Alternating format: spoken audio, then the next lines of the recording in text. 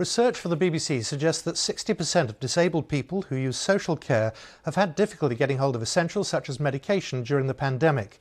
The survey by YouGov was commissioned to mark the 25th anniversary of the Disability Discrimination Act, which established legal rights for people with disabilities.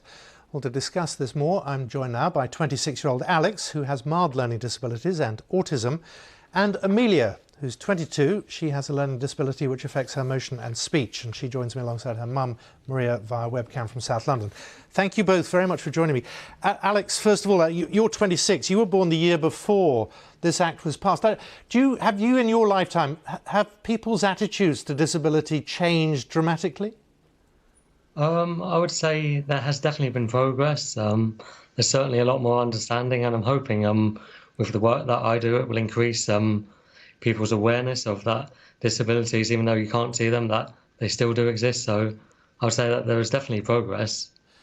And how's it been during the pandemic? During the pandemic, it's been a bit hard to adapt to at first, but because of having to work from home and not going to work, doing my usual activities. So initially it took a bit of getting used to, but I think now I'm just sort of used to it, if that makes sense. It does make complete sense. And I'm just wondering about the issue of stigma, which has been around, well, forever. And are you sensing a change in that and people's perception of it? I think there is definitely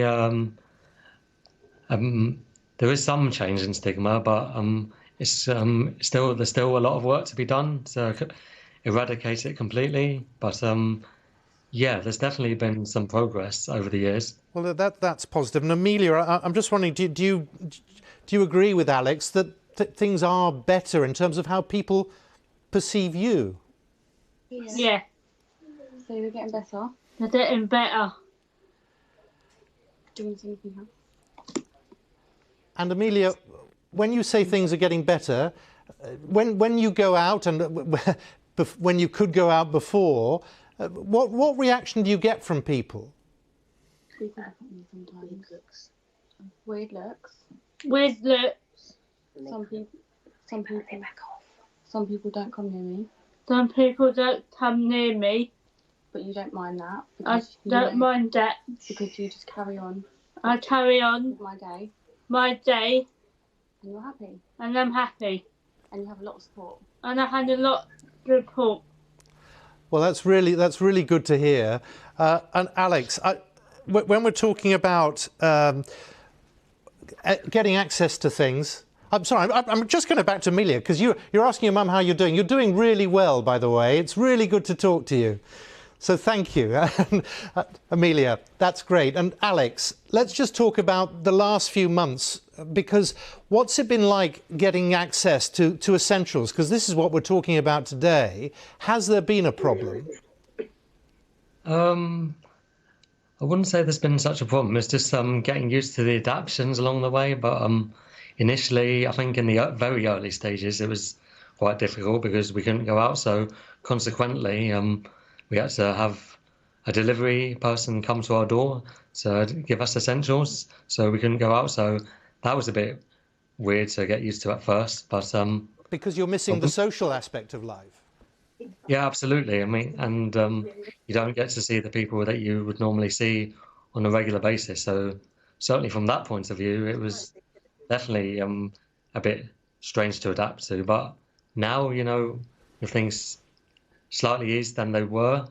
There's a bit more uncertainty still. Yeah, Amelia, what about your friends? How often do you see your friends? Not as often because of the pandemic. Not that often because of the pandemic. On Zoom. On Zoom. I'm able to do my den. And which friends do you like talking to most? Towards my den. We do that with Victoria. I got lots of them. And what do you and Victoria, what are you talking about? Are you talking about how you're feeling and things like that? Yeah. Doubting. It's fun talking on Zoom though, isn't it? Yeah. I mean, you and I are doing it now, and it's just nice to talk to people when everybody's been a bit down, isn't it? Yeah. I make the social interaction. And ask your mum how she's feeling about how you're doing. How do you think I'm feeling, Amelia? I'm really good. Really proud. Really proud. Really proud. Really proud. You've made so many friends through Zoom and all your groups. Yeah. And you've done very, very well coping with it because you love your routine, don't you? Yeah. And you've managed to get a new routine through the new lockdown, haven't you? Yeah. With all the social groups on Zoom. So, Amelia, it's fair to say you're happy. Yeah. That's great. Alex, I just want to talk about that issue of routine that Amelia mentioned, because how do you change your routine when we're all up against this different world that we're in at the moment? How do I change it? Sorry. Yeah, I mean, what's different? Your daily, your day. How's it changed? Well, I would say that's an interesting question, actually. I would say. Are you still in touch with your friends? Are you like Amelia? Are you on Zoom a lot? How's it working? You know, I'm on Zoom a lot with my friends, colleagues now and then. So certainly from that point of view, that's nice, but it's still hard that you can't see your friends face to face, if you know what I mean. Yeah. I mean, we've had the first good news for a long time today. We don't know how this is going to work out. But when this is all over, what are you most looking forward to when things go back to normal?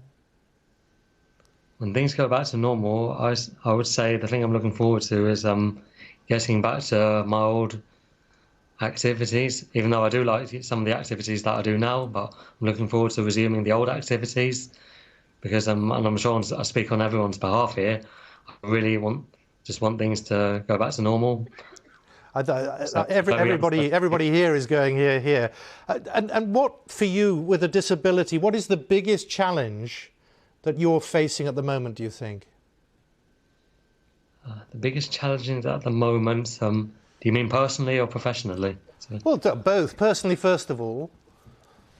Personally, I would say being understood, because some people with disabilities feel that they're misunderstood, and I feel misunderstood a lot. And maybe professionally, the biggest challenge would probably be...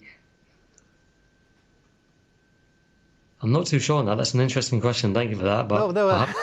It was going to happen. I was going to ask something interesting one day. But I'm interested in what you say about being understood, which perhaps says more about the people you're talking to than it does about you. I would say, well, this brings on to the question how I feel with my disability, but because in my old job before I worked at now, I didn't feel that I was understood by a lot of people because of my disability. And was that frustrating? It was frustrating, yeah. It was upsetting as well, and I just wanted to tell them straight that I wanted to tell them straight, I've got a disability. Please be kind to me, but I just didn't have the courage to do so at the time.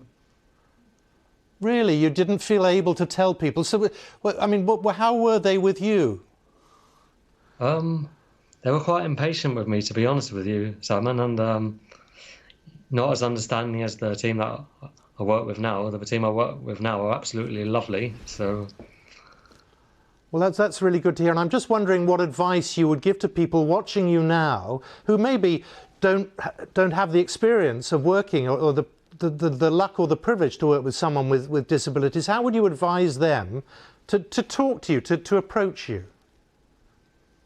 To approach me, sorry. To be nice would probably be the thing, would it? Yeah, be nice, I would say. And the advice I'd probably give to some disabled people in the same or similar boat as me, if you like, would be don't give up. Not everybody in this world is harsh and judgmental. Be yourself. It's okay to ask for help. And yeah, just keep the faith, really. That's quite a message. Amelia, I don't know if you heard Alex there, but what would you say to people when they meet you? How would you like them to talk to you? Patiently.